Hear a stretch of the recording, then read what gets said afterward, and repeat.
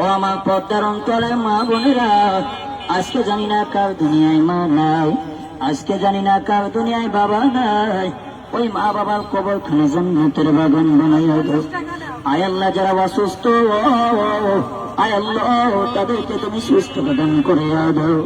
আয় আল্লাহ, তুমি তো বলেছো যারা অন্ধ ইয়তীম আল্লাহ তুমি নাকি তাদের দোয়া কখনো ফিরিয়ে দাও না।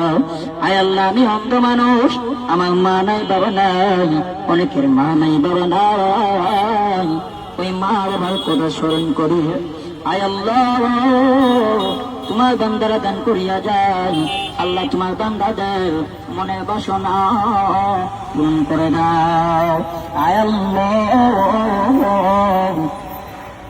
আমার আল্লাহ পাক রব্বুল আমিন বলেন সূরাতুল জারিয়ার মধ্যে 27 নম্বর পারা, সূরাতুল জারিয়ার মধ্যে 27 নম্বর পারা 2 নম্বর পৃষ্ঠা 1 নম্বর হলো 56। আমার আল্লাহ পাক বলেন ওমা খলাকাতুল জিন্না ওয়াল ইনসা ইল্লা লিয়াবুদুন।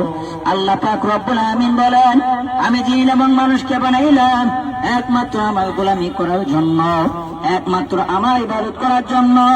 কিন্তু বাজান, আজকে আমরা দুনিয়ার মহব্বতে পড়িয়া গেছি।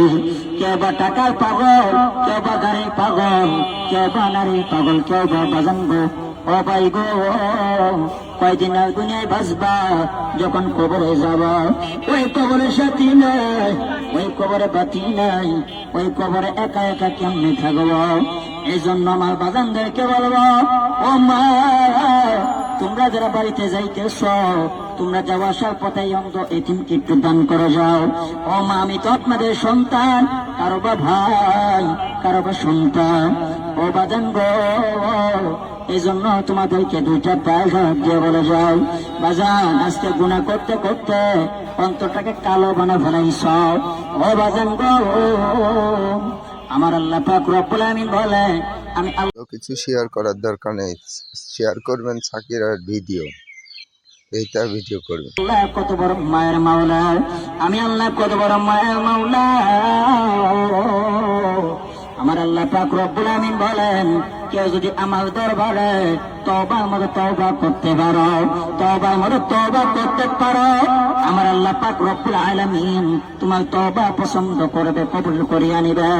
ও আমার যুবক বাবারা, এক বুড়া গুনাহ করতে করতে পাহাড় পরিমাণ গুনাহ করিয়া ফেলাইল, মৃত্যুর কথা স্মরণ আসলো। তারপরে বাজান, মৃত্যুর কথা যখন স্মরণ আইসা গেল, বাজান আল্লাহ দরবার কান্না করে আল্লাহ ওই অন্ধকার কবরে কে নিয়ে যাব, ওই কবরের কামাই তো কিছু করতে পারলাম না। রাস্তার পাশে দাঁড়িয়ে রয়েছে, ভিডিওটা আমার খুব ভালো লাগলো, সুন্দর লাগলো, এই জন্য আপনাদের মাঝে শেয়ার করলাম। ভালো লাগলে লাইক দেবেন।